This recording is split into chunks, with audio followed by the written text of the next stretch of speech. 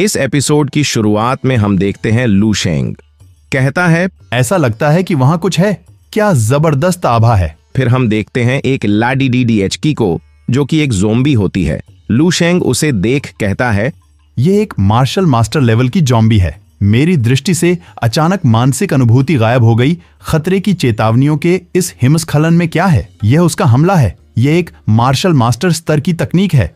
फिर वह ladies zombie लू शेंग पर अटैक करती है और वो अटैक लू शेंग के सीने में जाकर लगता है। लू शेंग वहीं पर जम जाता है। अचानक लू शेंग को दिखाई देना बंद हो जाता है। लू शेंग सोचता है, ये क्या हुआ मुझे? मैं हिल नहीं पा रहा हूँ। शायद मैं जम गया हूँ। दर्द हो रहा है। ऐसा लग रहा है जैसे मेरा शरीर वास्तव में टूट गया है। क्या सपनों में मरना ऐसा ही लगता है?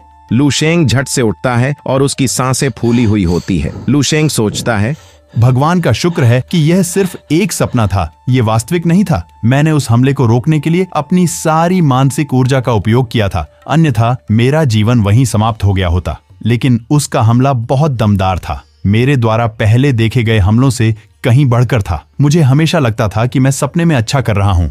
मैंने कुछ बार उच्च स्तरीय क्षेत्रों में भी प्रवेश किया है। मैंने सोचा कि यह सब मेरी बुद्धि का ही धन्यवाद है कि मैं उन मूर्ख उच्च स्तरीय राक्षसों के साथ जैसा चाहूं वैसा कर सका।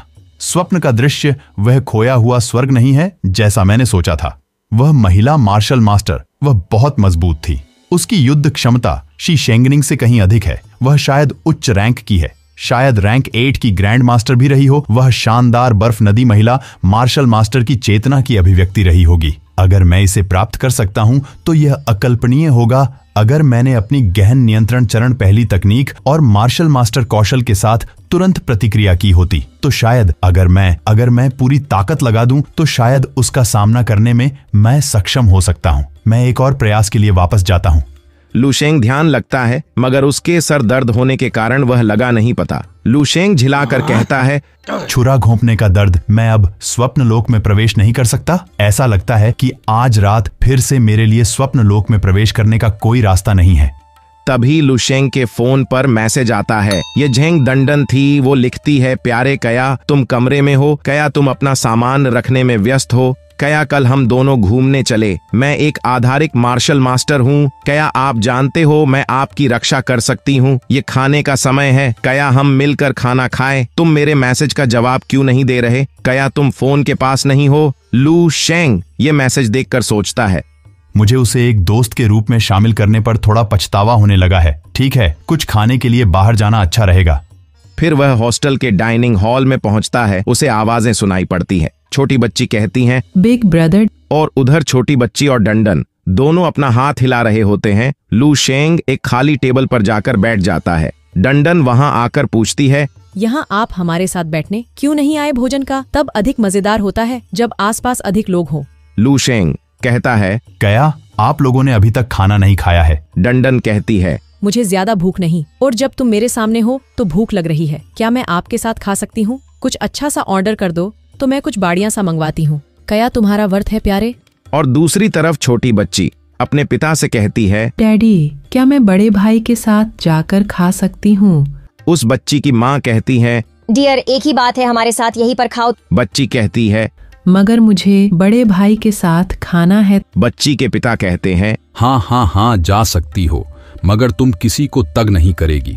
बच्ची कहती है, थैंक यू डैडी। फिर उसकी माँ कहती है, तुमने उसे जाने को क्यों कहा जबकि हमें हर जगह खतरा है? बच्ची के पिता कहते हैं, ठीक है, वह कौन था जो मुझे ज्यादा सतर्क रहने के लिए डांट रहा था? मुझे ऐसा लगता है कि तुम बहुत चिंता कर रही हो। मैंने पहले है अपनी मानसिक ऊर्जा से इस एरिया को चेक कर लिया है। यहाँ केवल पर्यटक लोग ही हैं, कोई खतरा नहीं। उस व्यक्ति का व्यक्तित्व बहुत अच्छा है। उसके कदमों में कोई दृढ़ता नहीं है और उसकी सांसें अस्थिर हैं और उसकी आंखें साफ और शुद्ध हैं। वह एक बुरा व्यक्ति नहीं होना चाहिए। भले ही वह मार्शल आर्ट का छात्र हो, उसकी क्षमताएं काफी औसत हैं। अन्य दो लड़कियां सिर्फ विश्वविद्यालय की छात्राएं हैं। वे अपनी उम्र में पहले से ही दूसरे रैंक के मार्शल आर्टिस्ट हैं, जो काफी प्रभावशाली है। मेरे दायरे में हर कोई है। यदि मैं ऐसा चाहता तो एक क्षण के विचार से ही मर जाता। कुछ भी गलत नहीं होगा। बच्ची की माँ कहती है, ऐसा लगता है कि मैं बहुत ज्यादा चिंता कर रहा थी। वेट्रेंस लुशेंग को कहती है, आपके सभी आदेश परोस दिए गए हैं, कृपया आनंद करो। डंडन इतना खाना देखकर कहती है, तुम ये सब खाने जा रहे हो? लुशेंग कहता है, मेरी भूख हाल ही में काफी बढ़ गई है। छोटी बच्ची कहती है, बहुत खूब, यह बहुत प्यारा है बड़े भाई। लुशेंग कहता है, छोटी बच्ची, आइए ये देखने के लिए प्रतिस्पर्धा करें कि खाना सबसे पहले कौन खत्म करेगा। क्या हम करें? लुशेंग को इतना खाना खाते देख डंडन सोचती है, ये कोई साधारण लड़का नहीं, लागत जो कि एक ऑफिशियल मार्शल आर्टिस्ट है, जो कि इतना सारा खाना खा जाएगा। क्या केवल सामान्य पारिवारिक पृष्ठभूमि वाले लोग ही जो अभी तक आधिकारिक मार्शल कलाकार नहीं बन पाए हैं एक भोजन में इतना कुछ खाएंगे? आमतौर पर एक आधिकारिक मार्शल कलाकार बनने के बाद अधिकांश साधन संपन्न लोग अपनी दैनिक खेती के दौरान ऊर्जा की पूर्ति के लिए औषधीय पूरकों पर निर्भर रहेंगे। लुशेंग कहता है, जो लोग औषधीय अनुपूरक नहीं खरीद सकते वे उनकी जगह उच्च गुणवत्ता वाला भोजन लेना पसंद करेंगे। उदाहरण के लिए जेंग डंडन, मैं हमेशा अपने साथ कृत्रिम रूप से संपीड़ित जर्की रखते हैं। एक रैंक 1 मार्शल आर्टिस्ट को एक दिन में उनमें से केवल कुछ की ही आवश्यकता होगी। अन्यथा यदि व्यक्ति को हर भोजन में इतना अधिक खाना है तो उसे सारा दिन शौचालय में बिताना पड़ेगा। डंडन लुशेंग को खाता देख सोचती है, वाह, वह कितने मजे के साथ खा रहा है, बहुत सुंदर। फिर जिनशान डंडन के कान में कुछ कहती हैं। डंडन, मुझे मत कहना कि तुमने सचमुच लुशेंग को पसंद कर लिया है। डंडन कहती है, जरूर कर लिया है। छोटी बच्ची कहती है, वहाँ पर मुफ्त में ड्रिंक मिल रहा है, चलो चलकर पीते हैं। जिनशान कहती है, क्या तुमने उससे कहा है? डंडन कहती है, हाँ, मैंने इसे पर्याप्त रूप से स्पष्ट नहीं किया है। जिनशान कहती है, लेकिन वह हमसे छोटा है और वह अभी भी सिर्फ एक हाई स्कूल का छात्र है। देखो, उसकी सांसें कितनी अस्थिर हैं। उनकी मार्शल आर्ट योग्यता और पारिवारिक पृष्ठभूमि संभवतः बहुत अच्छी नहीं है। दूसरी ओर, आप डोंगिंग मार्शल यूनिवर्सिटी के प्रतिभाशाली छात्रों में से एक हैं और एक आधिकारिक रैंक 2 मार्शल कलाकार हैं। वह हमसे केवल 3 या 4 साल छोटा है। डंडन कहती है, उम्र कोई मुद्दा नहीं है। सबसे पहले और सबसे महत्वपूर्ण बात यह है कि एक प्यारे से पी ले कि जैसे प्यारा है ना? मेरा मानना है कि यह भाग्य है। मेरा आपके साथ यहाँ ऑक्स हेड माउंटेन पर आना और उनसे मिलना स्वर्ग की व्यवस्था का हिस्सा है।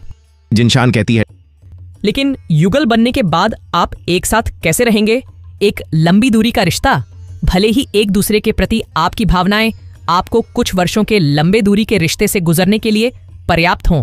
एक व्यक्ति जो आधिकारिक मार्शल मास्टर नहीं है, वह स्नातक होने के बाद अधिकतम 5 से 6 हजार महीने का वेतन ही अर्जित करेगा। आपको घर कैसे मिलेगा? एक कार? डंडन प्यार कोई आवेग का कार्य नहीं है, बल्कि यह रोजमर्रा की जिंदगी के ब्यौरों और खर्चों के बारे में है।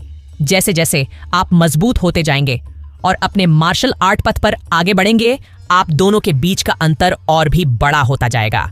समय के साथ विरोधाभासों का संचय अंततः एक विस्फोट का कारण बनेगा।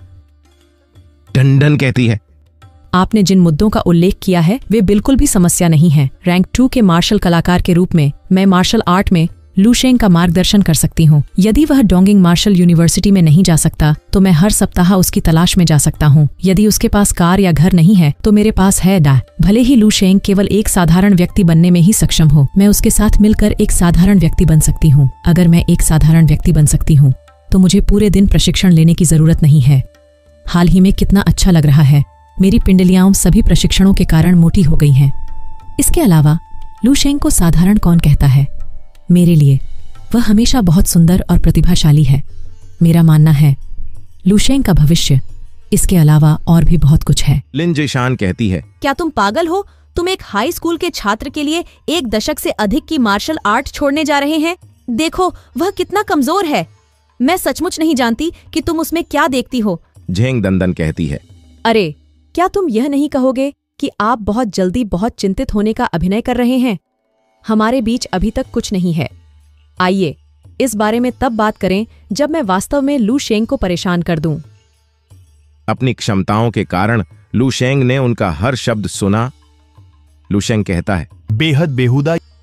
बच्ची लुशेंग, बड़े भाई, बेहुदा का क्या मतलब है? लुशेंग कहता है, कुछ खास नहीं, यह एक शब्द है जिसका इस्तेमाल लड़कियों के सुंदर होने की प्रशंसा करने के लिए किया जाता है।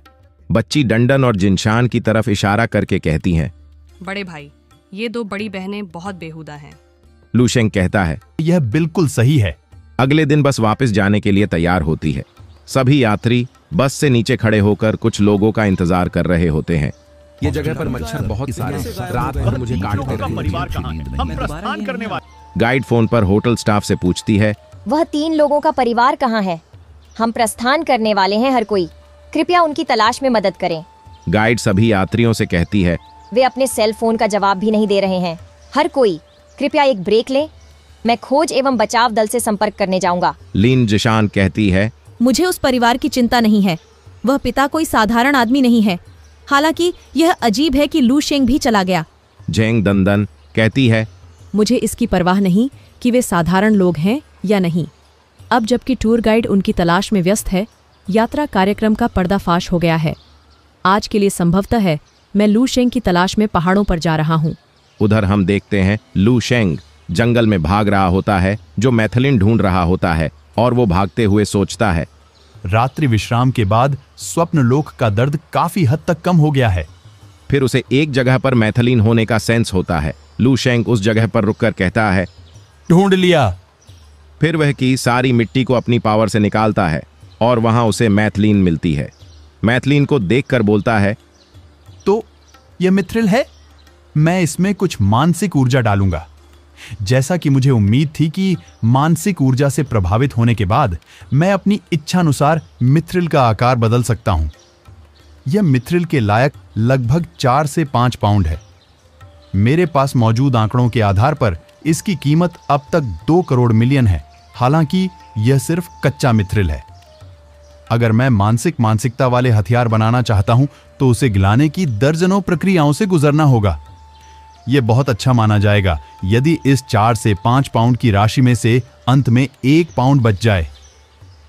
मुझे यह भी देखना होगा कि क्या यहां मिथ्रिल की शुद्धता का स्तर पर्याप्त है। यह कहना अतिशयोक्ति होगी कि यह एक छोटी खदान है। इसे शायद ही छोटा भी कहा जा सकता है। बस यह राशि पहले से ही वहां मौजूद कुल राशि का लगभग 97% है। यदि मैं इसे खोदने के लिए किसी को बुला लूं तो संभवतः यह 1 सप्ताह से भी कम समय में खाली हो जाएगा। मुझे माइथ्रिल के इस ढेर को यहां से बाहर कैसे ले जाना चाहिए?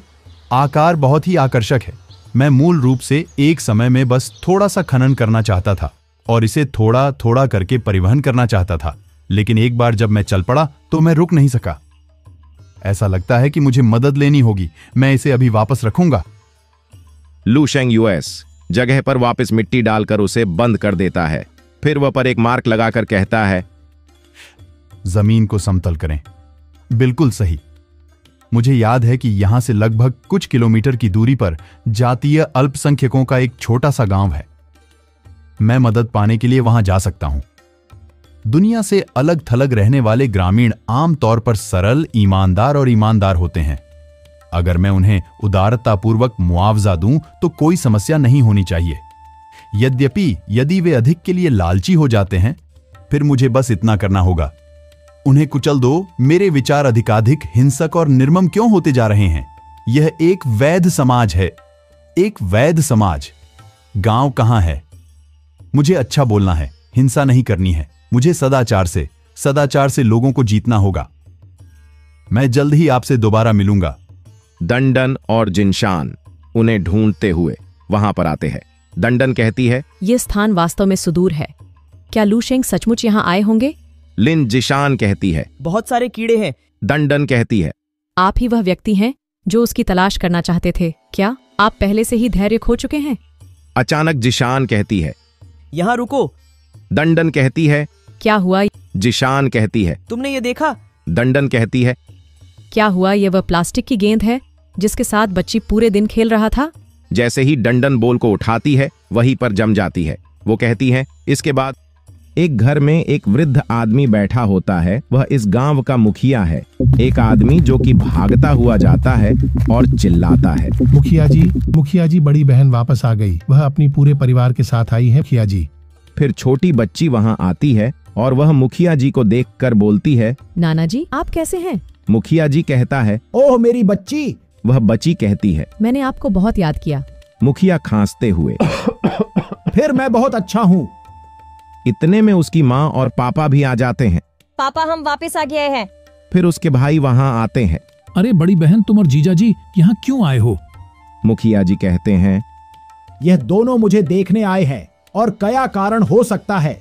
वो अपनी पोती और बेटों को कहता है, तो तुम लोग जंगल कुछ खेल खेलो और कोई शिकार करके ले आओ, आज वह पकाएंगे। बच्ची कहती है, मामा। शिकार? हाँ जरूर, तो ठीक है कहता है। तो ठीक है बेटा, तो पकड़म पकड़ाई से शुरू करते हैं। वाह। बच्ची कहती है, जंगल में आप मुझे पिछली बार की तरह सांप और गिलहरी भी दिखाए। उनके जाने के बाद मुखिया कहते हैं, तो तुम्हारे वापस आने का क्या कारण है बेटी? बेटी अपने पति मोलिन को बोलती है।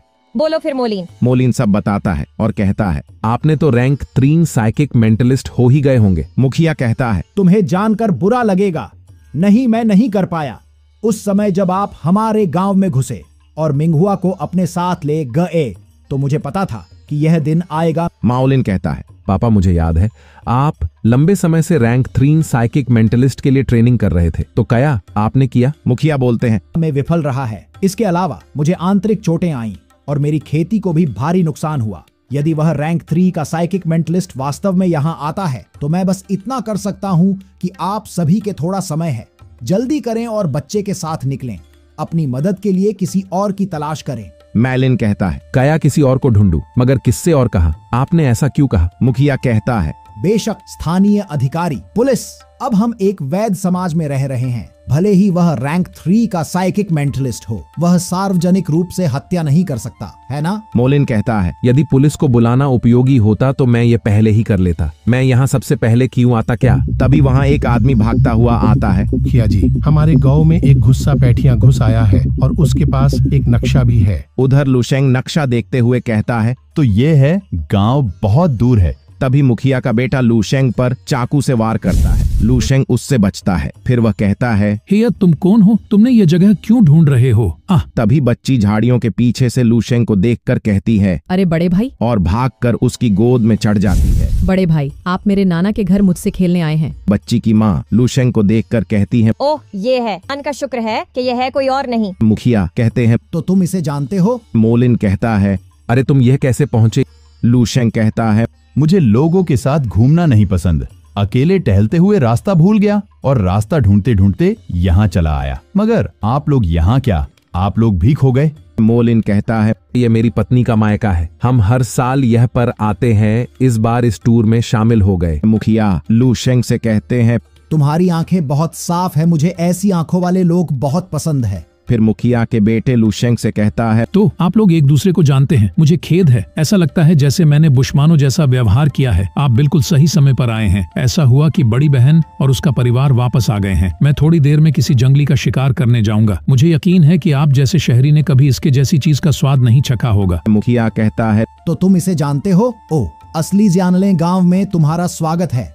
क्या तुम हमारे गवाह की लकड़ी से बनी मूर्तियाँ खरीदना चाहोगे? लुशेंग कहता है, नहीं। और फिर लुशेंग सोचता है, यह गांव सामान्य है, लेकिन यह पर साइकिक मेंटलिस्ट की काफी संख्या है और यह मुखिया तो रैंक 2 के पीक पर है और एक मेंटलिस्ट होने के कारण यह मैथ्रिल के बारे में अच्छे से जानते होंगे। तो इनसे उस बारे में कैसे बात करूं? क्या मुझे उन्हें अपनी बात मानने के लिए, आश्चर्यचकित करने के लिए अपनी क्षमताओं का प्रदर्शन करना होगा? ये अच्छा नहीं लगता। फिर बच्ची कहती है, बड़े भाई, हम गेंद से नहीं खेल पाएंगे, मैंने उसे कहीं खो दिया है। लुशेंग कहता है, तुमने खो दिया, कोई बात नहीं, मैं उसे ढूंढने में तुम्हारी मदद करूंगा। तभी लुशेंग को किसी की एनर्जी महसूस होती है। ये औरा, ये झिंग दंदन और लिन जसकान है। वे भी यहाँ आए हैं। वे यहाँ दौरे पर नहीं आ सकते। लुशेंग सोचता है, नहीं, ये सिर्फ 2 नहीं है। बच्ची बोलती है, अरे बड़े भाई, गेंद वह रही, मेरी गेंद। तभी वहाँ पर वो शैतान आ जाता है और कहता है, क्या आपको लगता है कि आप पहाड़ी जंगल में इतनी गहराई तक आने के बारे में सोच रहे हैं? टांग मोलिन, तुमने मेरी ताकत और टाइम बर्बाद कर दिया है। मुखिया कहता है, क्या वह वही व्यक्ति है जिसे आपने उकसाया था? यह तो बुरा हुआ। वह सिर्फ रैंक 3 का साइकिक मेंटलिस्ट नहीं है, वह शीर्ष रैंक 3 पर है। मोलिन, बच्चे और गांव वालों को यहाँ से बाहर ले जाओ। वू सीजिंग कहता है, मुझ पर छिपकर हमला करने की कोशिश कर रहे हैं? क्या यह सब आपके पास है, या क्या यह बूढ़ा आदमी वह व्यक्ति है जिस पर आप भरोसा कर रहे हैं? उस कमजोर साइकिक एनर्जी के साथ आप साइकिक मेंटलिस्ट के नाम के लायक नहीं हैं। अच्छा, इस बार मैं तुम्हारी सारी आशाएं कुचल दूंगा। मैं तुम्हें सच्ची निराशा का स्वाद चखने दूंगा। मोलिन कहता है, यू साइजिंग, मैं तुम्हें मार दूंगा। और इसके साथ एपिसोड यहाँ समाप्त होता है। सो गुड बाय, सायोनारा एंड जाना।